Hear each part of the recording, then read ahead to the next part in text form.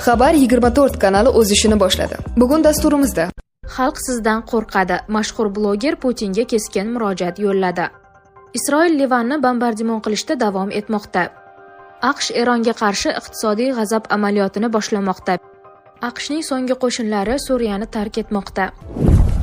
O'zingizni aldamang. Tez-tez hojatga chiqish, siyganda qiynalish, kechasi uxlay olmaslik. Bu oddiy shamollash emas. Bu prostata muammosi. Agar bugun e'tibor bermasangiz, ertaga og'riq ham, asorat ham kuchayadi. Vulkan 100% tabiiy, kuchli tabobat inyomi. Prostata bezidagi yallig'lanishni kamaytiradi. Siydik yo'lini tiklaydi. Erkaklik quvvatini kuchaytiradi. Bir qaror hayotingizni o'zgartiradi. Sokin hayot kechirasiz yoki yana qiynalishda davom etasiz. Tanlov sizniki. Hoziroq qo'ng'iroq qiling va 30% chegirmaga ega bo'ling. Yetkazib berish O'zbekiston bo'ylab mutlaqo bepul.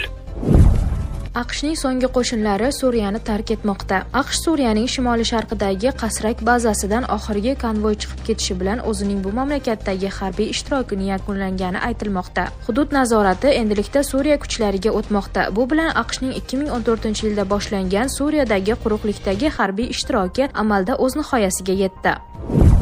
Isroil Livanni bombardimon qilishda davom etmoqda. Livanning Al-Xabar agentligi Livan janubidagi Nabatiya okrugining Arbasalim tumanida Sahalning uyga uyushtirgan hujumi oqibatida halok bo'lganlar va yaralanganlar borligi haqida xabar bermoqda. AQSh neft shoki xavfi ostida. Financial Times. Yaqin Sharqdagi keskinlik fonida Osiyo neftni qayta ishlash zavodlari Atlantika okeani havzasidagi barcha neftni o'zlashtirmoqda. Shu sababli xom neft uchun kuchayib borayotgan raqobat tufayli Qo'shma Shtatlardagi neftni qayta ishlash zavodlariga bosim ortib bormoqda. Kreml Putin reytingining pasayishidan xavotirlanib, internet cheklovlariga bo'lgan yondashuvni qayta ko'rib chiqmoqda. Bloomberg agentlik suhbatdoshlarining so'zlariga ko'ra, Rossiya Federal xavfsizlik xizmatining internet tarmog'i ustidan nazoratni kuchaytirishga bo'lgan intilishi ba'zi yuqori martabali rossiyalik amaldorlarni internetga kirishni taqiqlash bilan bog'liq siyosiy va iqtisodiy xavf-xatarlar haqida ogohlantirishga undadi. Bu repressiv choralarni sekinlashtirib, Rossiyada Telegramning ishlashda davom etishiga imkon berishi mumkin, deydi agentlik manbalari. Rossiya prezidenti matbuot kotibi Dmitriy Peskov Bloombergning ushbu xabariga izoh berish borasidagi so'roviga javob bermadi.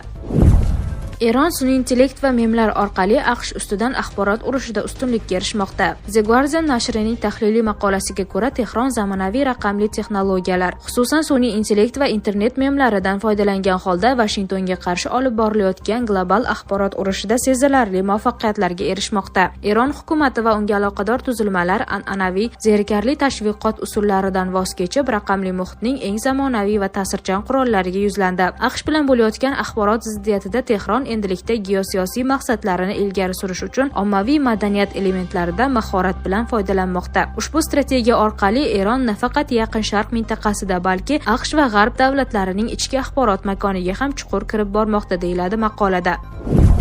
AQSh Eronga qarshi iqtisodiy g'azab amaliyotini boshlamoqda. Pentagon rahbari Pit Heksetning boshqa bayonotlari. Washington Tehronga nisbatan keng ko'lamli iqtisodiy bosim o'tkazishni boshlamoqda. Agar Eron noto'g'ri tanlov qilib kelishuvga rozi bo'lmasa, AQSh qurolli kuchlari harbiy harakatlarni qayta boshlashga tayyor. AQSh Eronning harakatlarini diqqat bilan kuzatmoqda. Tehron kelishuv tuzishda oqilona tanlov qilishi kerak. AQSh mislsiz qudrat bilan qayta qurollanmoqda. Qo'shma Shtatlar harbiy dengiz kuchlari Hormuz bo'g'oziga kirib chiqayotgan kemalar qatnovini nazorat qilmoqda. AQShda harbiy dengiz floti bor. Eronda esa endi u yo'q. Washington Hormuz bo'g'ozi qamalini qancha kerak bo'lsa, shuncha vaqt davom ettiradi. Biz Eron qanday harbiy kuch va vositalarni va qayerga ko'chirayotganidan yaxshi xabardormiz.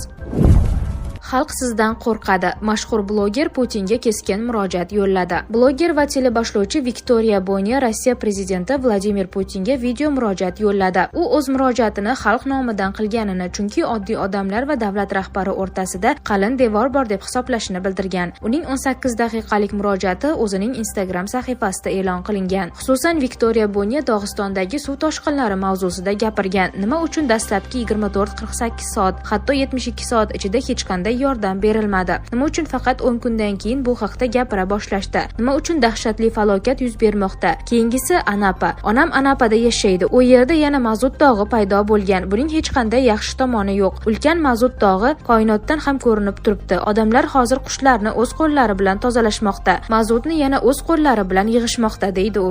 Shuningdek, Viktoriya Bonya hukumatning Qizil kitobga kiritilgan hayvonlarni ovlashga ruxsat berish tartibi to'g'risidagi qaror loyihasini ham tilga olgan. Bundan tashqari tashqari, bloger Novosibirsk viloyatida chorva mollarini musodara qilish bilan bog'liq vaziyatga e'tibor qaratgan. Bilasizmi, shunchaki kelib o'ldirib ketishgan. Kimdir gapira boshlasa, boshqalarga dars bo'lsin deb bo'limga olib ketishgan, deydi u. Bloger Rossiyada ijtimoiy tarmoqlarning bloklanishiga ham to'xtalgan. Uning so'zlariga ko'ra, ijtimoiy tarmoqlar rossiyaliklarga bir-biriga suyanish, cho'kib ketmaslik imkoniyatini beradi. Viktoriya Bonya Max messenjerida ham firibgarlik uchrayotganini, ba'zi xabarlar esa boshqa odamlarga ketib qolayotganini qo'shimcha qilgan. Yana siz qarindoshlari bilan bog'lana olmaydigan juda ko'p odamlarni bu imkoniyatdan mahrum qildingiz, deydi bloger. Shu bilan birga u Rossiya xalqi prezidentdan qo'rqishini aytgan. Vladimir Vladimirovich, sizdan qo'rqishadi, xalq qo'rqadi, blogerlar qo'rqadi, artistlar qo'rqadi, gubernatorlar qo'rqadi. Siz esa mamlakatimiz prezidentisiz. Menimcha biz qo'rqmasligimiz kerak, deydi Viktoriya Bonya. U Rossiya aholisi hozir nimalar sodir bo'layotgani haqida prezidentga to'g'ridan-to'g'ri yoza oladigan platforma yaratishni taklif qilgan. Viktoriya Bonyaning murojaatini bloger va boshlovchi Ayza ham qo'llab-quvvatlagan. U Anapa, Novosibirsk viloyati va Dog'istondagi vaziyatlarni sanab o'tgan. Shuningdek, ijtimoiy tarmoqlarda, jumladan Telegramning bloklanishini tanqid qilgan. Uning so'zlariga ko'ra, endilikda ma'lumot olish imkoniyati to'liq yopilgan. Ayza ko'plab ma'lumotlar Vladimir Putingacha yetib bormayotgan bo'lishi mumkinligini taxmin qilgan. Men albatta prezidentimiz haqiqatdan ham bexabar ekanligiga chin dildan umid qilaman. Aholining 1% bor narsa nima uchun 99% yo'qligini tushunmayapman. Bazaviy ehtiyojlar qondirilmagan, deydi bloger.